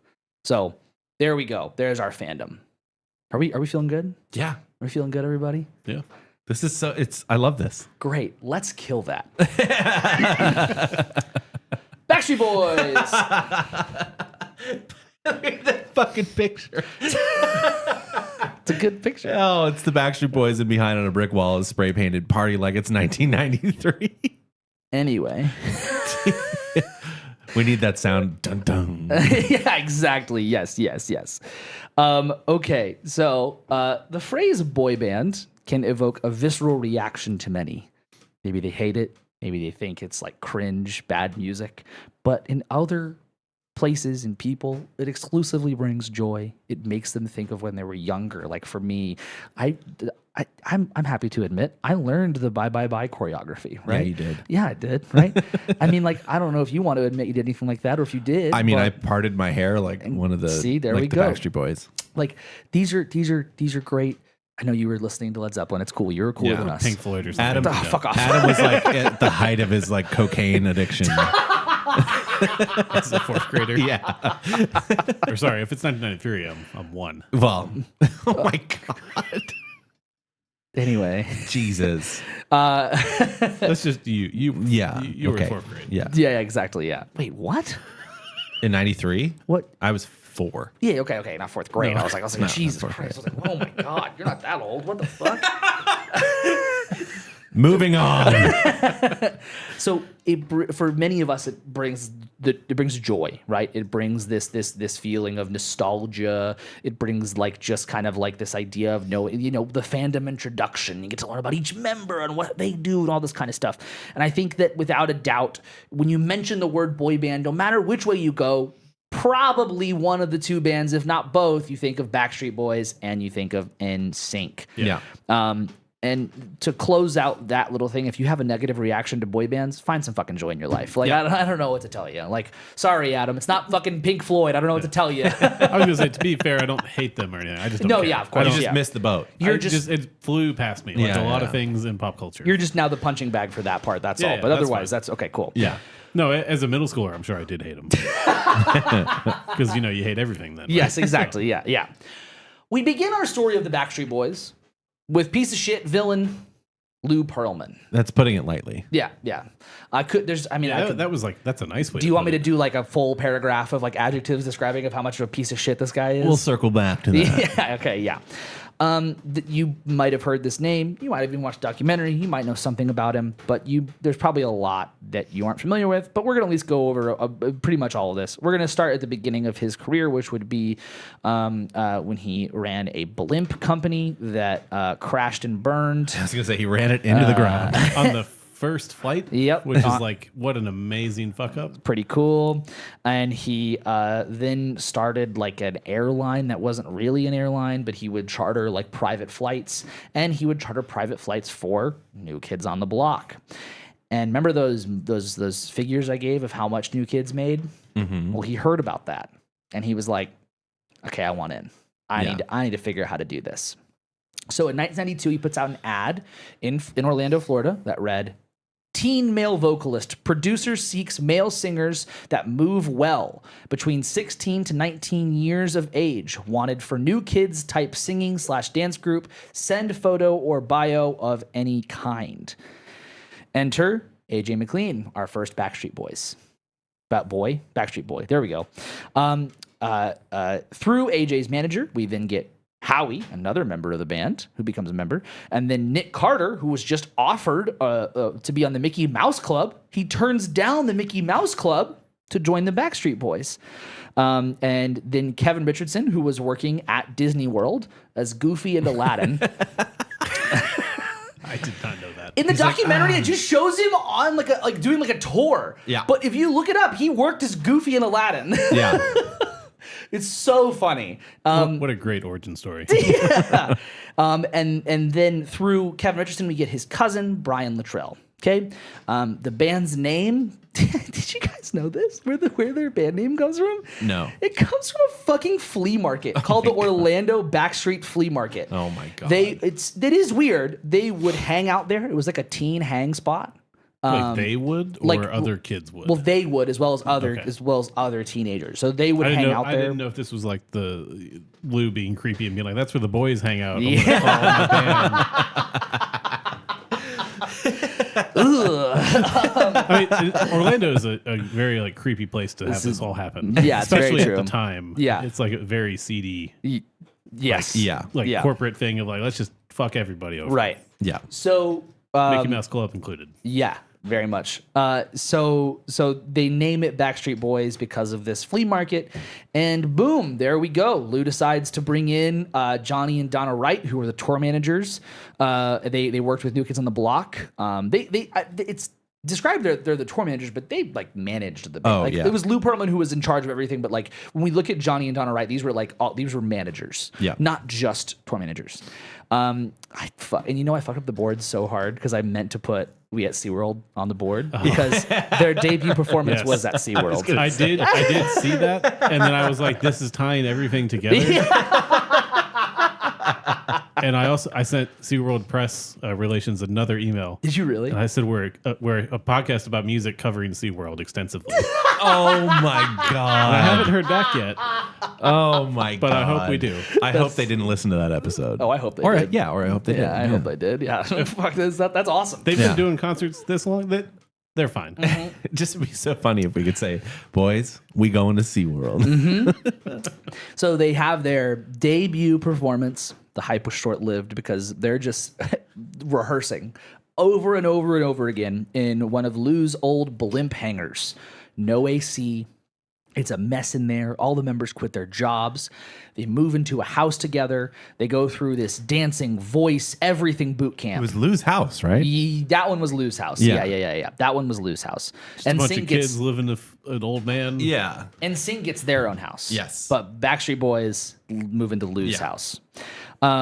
And so all of this, eventually they get a record deal with Jive Records, which can now be called RCA or Sony.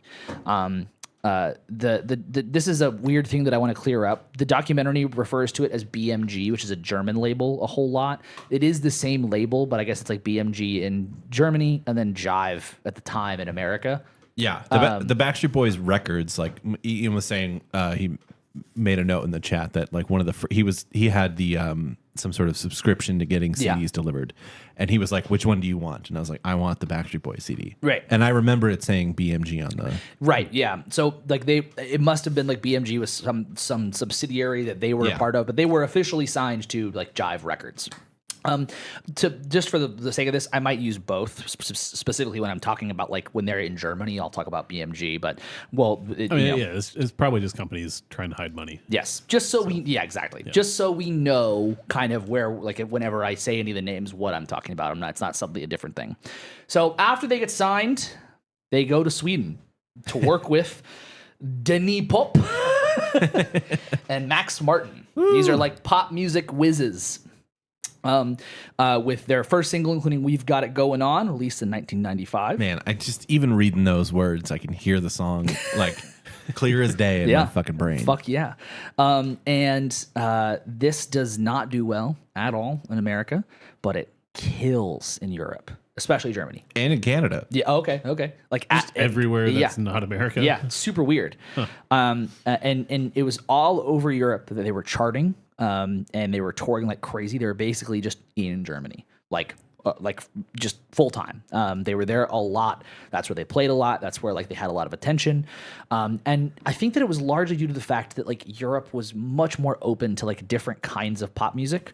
like Europop. Yeah, exactly. Yeah. I mean, still is Right. for sure. Whereas like we look at like a lot of like, again, what was happening in 95. Well, we're off the heels of grunge, and like some of the other music that's happening is not quite into this, like, for lack of a better term, like bubblegum pop world, right? I don't want to necessarily like take this music down by saying it's bubblegum pop. I don't think that's necessarily a bad thing, but like we're not in that world for pop music in America yet. And at the same time also, New Kids on the Block just broke up. So they break up. I mean, like, you could say that there would be like a little hole to fill, but it's very difficult for them to really find that spot. They're going platinum in Germany though, so it doesn't really fucking matter. I mean, the U.S. was still in the clutches of grunge. Right. Yes. And like exactly. post-grunge. Yeah. And it would take a few years to get out of that. Right. In 97, they released their second album, Backstreet's Back, with singles like Quit Playing Games, parentheses, With My Heart. Quit It. And Everybody, parentheses, Backstreet's Back. I still play that song all the time. I don't really like in get- cover band, on cover band gigs. Yeah. All the fucking time. I don't really get why the naming mechanism works the way that it does. They Like, discovered parentheses. Like desktop publishing had just taken off. you yeah. know? And with those two songs, the American problem was solved. By 1988, they are an international success, and they are so rich. Oh my god. Well. Oh, Uh-oh. maybe not. First, let's listen to a little bit of Everybody. Oh. Aw, are you sure? Aw, wait, Dude. aw. But right away with Max Martin's production. Also, I think Max Martin wrote a lot of the lyrics. Oh, okay. And he has later said, like, I didn't know what I was doing. Yeah. And not barely spoke English, but it's not his first language. Yeah, exactly. Yeah. And so a lot of the lyrics, if you read them now, you're like, oh yeah, that doesn't make any sense. Yeah, exactly. Okay, so here's a little bit of Everybody.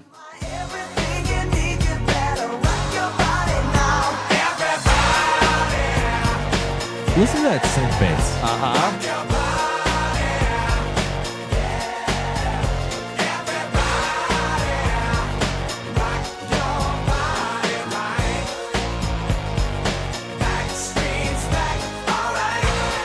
Everyone knows that song. Damn. Oh, Yeah, also, great. sorry, just to harp on, not harp on this, but like Harp. talk further about this that track.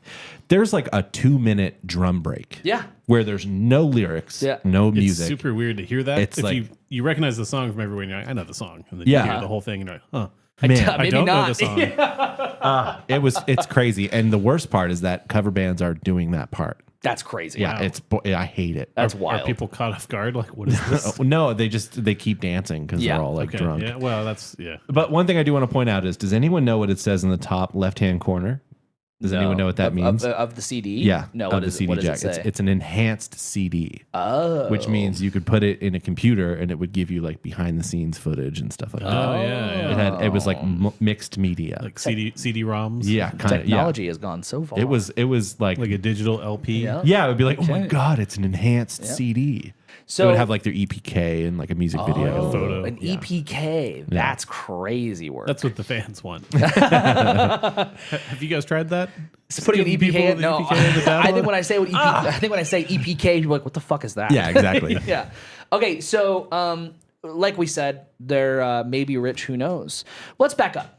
So 1992 is when Lou Pearlman puts out like the ad. We're up to 1998 now. Okay. And let's back up to 1995 for a second. Okay. Backstreet Boys has kind of been around for 2 years. They've been doing a little bit of stuff, nothing crazy just yet.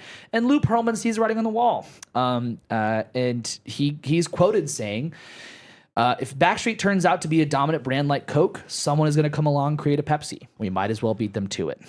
Dude. And Dude. What a dick. yep. So he sees that the success of Backstreet Boys and is like, well, we'll just do it again. Fuck it.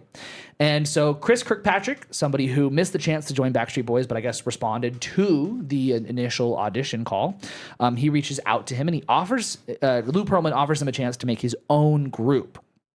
They get in contact with Justin Timberlake and JC from the Mickey Mouse Club.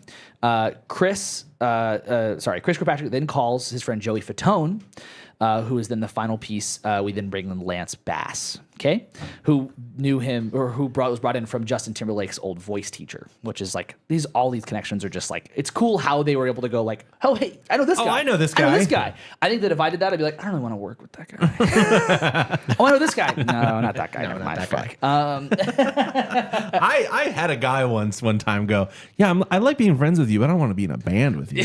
That's fucking And I was like, crazy. wow, dude. That's fucking fucked. crazy. So the name of the band is credited from Justin Timberlake's mom saying, man, you guys sound really in sync. A scene out of a fucking movie. There you When go. are we getting the biopic? 'Cause that's the perfect line. Well, that brings me to one of my favorite things, which is in the documentary. Did you guys, in the NSYNC introduction, did you guys catch the best part of when they're like going through the beginning of NSYNC? Yeah, Was there I watched was it, there but any part that was like, oh my god, that's crazy? no. Okay. No. So in this documentary, they're doing this whole introduction. They're playing like old, like obviously like old footage when they were like little kids. And so when NSYNC is about to release their first single, there's a little like thing shot of Justin Timberlake as a kid, and he's like, "Hey, what's up, guys? I'm Justin Timberlake. I'm in NSYNC. Our first single, whatever, comes out at this time. I'm really excited about it. We're gonna be playing here, blah blah blah." And he's like, "This is my room. That's Janet Jackson. I love that Oh, woman." I did catch did that. see that, yeah. I did catch There's that. a fucking poster in little Justin Timberlake's room of Janet Jackson, and he goes, "That's Janet Jackson. I love that woman." And I paused and was like, "Oh my god, what? No way! That's crazy." Okay, wait. So hold on. That's a scene for the biopic. Yes. Because the whole audience is going to do that. I want to back up for a second because before watching this documentary, I had seen a different, more specific documentary about the Backstreet Boys and Lou Pearlman. Okay. At no point in that documentary did they mention that Lou Pearlman started NSYNC. Really? No. And What I the didn't fuck? know that. Did you know that? No, not until I watched this documentary, Okay, yeah, and yeah. I was like, "Get the fuck out of here!" Yeah, When I he had- started talking about Pepsi, I was like, "Oh my god, this motherfucker did both! He did both. Yeah, He did I had both of them. no idea. Yeah. Crazy." Absolutely insane. Like I was watching the documentary. We'll talk about more of it next Part time, right? 2. But it starts off with a thing that's like, this is an AI generated voice thing, and I was like, did this movie get made by AI and they just made up that he made NSYNC? Oh, Like I man. had to go check that was real because I was like, there's Yeah. no fucking way, Dude, I was like, "Holy shit! This man pulled the wool over millions of America. kids, Yeah. Absolutely. Yeah. America, Yeah. Canada, Europe, Yeah. Everywhere. It's crazy. unbelievable." And it's not like some people didn't know who he was either. No, exactly. Yeah, Which is crazy. He was not quiet Yeah. about it. He's Big Papa. Yeah, he's big. That's yep. The other real quick thing is that another explanation for their name would be there was like apparently they took the last letter of their names and then that made NSYNC. But when they had a guy named Jason in before they had Lance Bass in, and so that didn't work. So they nicknamed him Lanston. That's not. I promise you that's. I mean, well, I don't know if I've that's heard real. that before. but- I've heard that before. But that's the because you hear like, oh, they use the last letter of their names to make it. It's like, well, I don't get, where's the E from Lance? Yeah. Like it Yeah. doesn't make any sense. So they nicknamed him Lanston so the naming mechanism would still work. Okay, so Perlman rinses and repeats his old strategies. So he buys them. This time he buys them a house, right? Like we said. So he puts them in a house. We are boot camped up. We're doing the singing, the dancing, the everything. They live off of a per diem and whatever groceries are in the house. So basically, like they're given the amount of money, and then sometimes people put groceries in, and that's what they have. it was like $30 or something. It was nothing. It was not much. Their debut show was at Downtown Disney. Now, this is cool because Justin Timberlake's mom goes full band mom on this show. And as she goes back to all the fan mail from Mickey Mouse Club and invites everyone who sent fan mail from Justin Timberlake being in Mickey Mouse Club. And they sell out their first show because Oh of my- Justin Timberlake's mom. That's cool. Way to go, Mom. That's pretty fucking cool, Yeah. right? So then they run the gamut. They start playing all the schools. They do all the things like all the boy bands do, the shit gigs, right? They start playing the community centers. They do a tour of playing schools. That's in the documentary. And they were told by fans, we're here to see you because we can't see Backstreet Boys. Yes, they didn't like them. Yeah. Yeah, it was like a fucking like, okay, we can't see Backstreet Boys, so I guess see the other boy band. That scene in the documentary when it shows they're performing in a classroom, Yeah. a small classroom, and the girls that are sitting there are just kind of like, oh, okay. Uh-huh. And Yeah. they're like side eyeing their classmates, like, I you was see told this this shit? is Backstreet Boys. Yeah, Yeah, exactly, yeah. It was pretty brutal. Like my dad said I was going to see Backstreet Boys. Yeah, Uh-huh. and they sound good. They sound And good. they're dancing in sync. Yeah. Come on. Nice. Didn't mean Wait. that. Can I say they're better than Backstreet Boys? Ooh. Well- Okay. Watch your fucking mouth. I think it's a conversation for later, for Yeah, part sure. 2 probably, because that's a whole nother thing. Or at least early on in the stuff that was in the documentary of them early, it sure. seems like they were definitely better. Sure. Yeah. Yeah. At the time. So there's. I don't want to offend Dave. I'm scared. I'm scared. So again, Perlman doing the same tricks, signs them with Johnny Wright to manage them. They get a 2-song demo from BMG. They get their first record deal, and they release their first self-titled. It debuts. Oh shit! God damn it! Did we go too long? Yeah, we went too long. I talked too much. So they release their debut hit number 1 on the German charts. And again, no one knows them in America. Okay. But this is a much cooler part of the story than the Backstreet Boys stuff. So they're playing all over Europe because they're doing so well.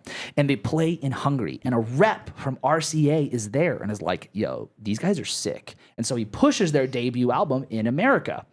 Still doesn't do too great, but Disney decides to reach out to the Backstreet Boys to play this live concert like on TV. And think about like 1997, 98. That's a big deal, like a live, yeah, that's that's huge.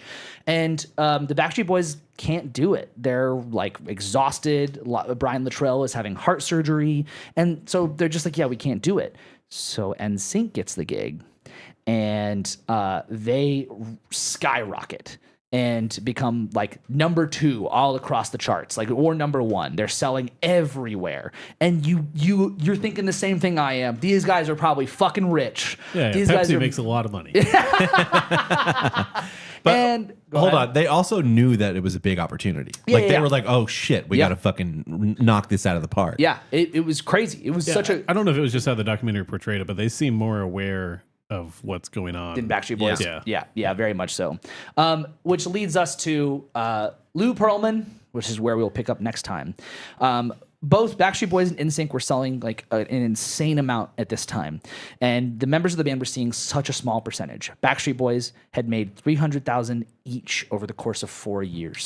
That's robbery. Yeah, over the course of 4 years of being in Backstreet Boys, they had each made $300,000, while Perlman made $10 million. NSYNC was losing 100% of publishing, 50% of royalties, 50% of merch, and 30% of touring revenue. Once they sold 10 million records, they each got a check for $10,000. Lou Pearlman had legally made himself the 6th member of both groups. So whatever money the bands were making, he was also making, plus being the one on top of it. And it points to one of the biggest Ponzi schemes basically ever to happen, which is where we will pick up next time, part 2 next week. So if you want to look ahead, you watch the documentary, but you can also hang out with us next week and we'll Yeah, do don't part watch 2. it. Just come hang out with I us. mean, do both. Yeah. So part 2, we'll talk about the documentary in great detail, and then we'll talk about other boy bands like the Jonas Brothers, One Direction, BTS. We'll talk deep into K-pop. There's a whole lot of other stuff out there, but this is kind of like the big like T is the Lou Pearlman situation of it all. So yeah, there we go. There's our beginning there's part 1 to boy bands. Everybody, what are you guys listening to? Ugh. This is good stuff. Sorry. I can go first because I don't have a great answer. I have not listened to the Beth's new album yet, but I want to. Okay. I haven't gotten around to it, but I'm going to check that out this week. And then next week, Nation of Language has a new album coming out. Who I very much enjoyed when I discovered them, I think last year, 2 years ago. Okay. So they've got 4 singles out. I've listened to those, which is rare. I don't usually do that. Very nice. I'm very interested in how this album's going to go. So. Cool. I think I know something you're going to mention that I would like to mention. Dude, I've got a I'm lot. You can mention whatever you want. Okay, I've been listening to "Who Is the Sky" by David Byrne, his new record. It's very interesting, but I think I only like it because it's David Byrne. And then You Got the Right Idea, Jacob Jeffries' new record. It's so good, right? Very surprising. Dude, it's so fucking good. This is like I only know him as like the goofy Wolfpack man. Yeah. So and this is like great. he's been like doing stuff. So Jacob Jeffries is he's a guy who works with Wolfpack a lot, and he like kind of has culminated with like Theo Katzman. His other stuff is also like this, but like with Theo has like made these really deep songs, and he started releasing them and was basically like kind of, I'm never gonna put this on streaming, only Bandcamp, and like very like you can get the record. I was surprised it's on streaming. I kind of am upset that I listened to it on streaming just because of that reason. But regardless, it's a great fucking record. So good. I've been listening to Hot Mulligan. Moving on. Anyway, so I've been listening to there's this math rock band called AM Overcast. I'm definitely gonna to like force some of this down you guys' throats later. It's so good. It's crazy ass music, and I was totally thrown by it. I was amazed by it. I looked them up. There's like 900 Instagram followers. Like they're so small, and it's fucking one guy playing everything on the record. And it's not like, oh, the drums are okay. Everything's fucking great. It's insane.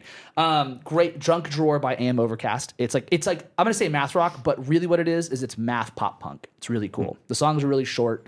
I sent Dave the new record from Via Nova, Hit It. For those who don't know, Via Nova is like a memester metal band. They are hilarious, but the music they write is kind of crazy. Like it's good. Like it's not just like haha funny. It's like it's good shit. And the singer in one of the songs does like a really ridiculous scream, and he was on like a podcast hosted by like a classical voice teacher and going through the technique of how to hit that stuff and make it like correct. And I was like, so these guys are legit. Like this isn't like I don't know. It's super cool. And something I listen to, it's good, not my favorite thing, but for you, Adam, to listen to, Racing Mount Pleasant. Okay, this is a like I guess Baroque pop record. It's beautiful. It's fucking so beautiful. Definitely in the Black Country New Road vein. It's their debut album. It is a beautiful, incredible listen. You got to listen to it. People who are anyone who's into that kind of music, definitely check that out. But Adam, listen to Racing New Pleasant. It's very good. Cool. Anybody got anything else? No, good work so far. I mean, I have every opportunity to fuck this up. I know, that's not what I meant. I meant this is really fun. I know you meant that in a good exciting way, but it sounded like very much like Dave being a teacher and being Gotta like, work on my delivery. good luck so far, kid. Don't fuck it up. Good work. Good work so far. Idiot. You got a long way to go, kid. Yeah. You still got a lot to do. Yeah, exactly. Thank you guys so much for watching and listening. We appreciate you so much. If you're listening on a podcast app, hey, follow podcast app. Yep. Podcast tip. That's what they're called now. Take two. Thanks so much for watching and listening. We appreciate you so much. If you haven't already, please follow, subscribe, whatever podcast app you're listening to right now. It helps us out a lot. If you're watching on YouTube and Twitch, hey, follow, subscribe. That shit is kind of free. If you subscribe on Twitch, that obviously costs money. But just follow the channel. That helps us out. If you haven't already, please find us on social media. DFTA Podcast on Instagram. Don't Feed the Artist on TikTok. That shit's free. Also, go hit the follow button because it also helps us out a lot. If you have thoughts on boy bands, if you think I got something wrong or whatever, please email us at feedback@don'tfeedtheartist.com, or you can DM us on those social media platforms. We love to hear from you guys. It's super fun. It means the world. Part 2 next week. It's going to be a ton of fun. Are you free? Are you here on Friday? You have a gig, I know, but I don't know what time your gig is. Oh, yeah. We'll I don't know. New Music Fun Fridays this week for everyone who's watching live right now. We'll be listening to a ton of new music, but for those listening right now on the audio version, just know if you're free Fridays at around 2, 3-ish, we're usually live listening to new music, and just put us on in the background. Like, we don't care if you engage in chat. Obviously, if you want to, then cool. But We prefer it. But like, if you're working, just put us on. You'll listen to new music while you're working. Totally cool. That's pretty much it. Thanks for being here. This has been a ton of fun. I read a book, guys. Woo! I read a book. Nice. Thank you. We'll see you next week. Fuck off! Get rid of town!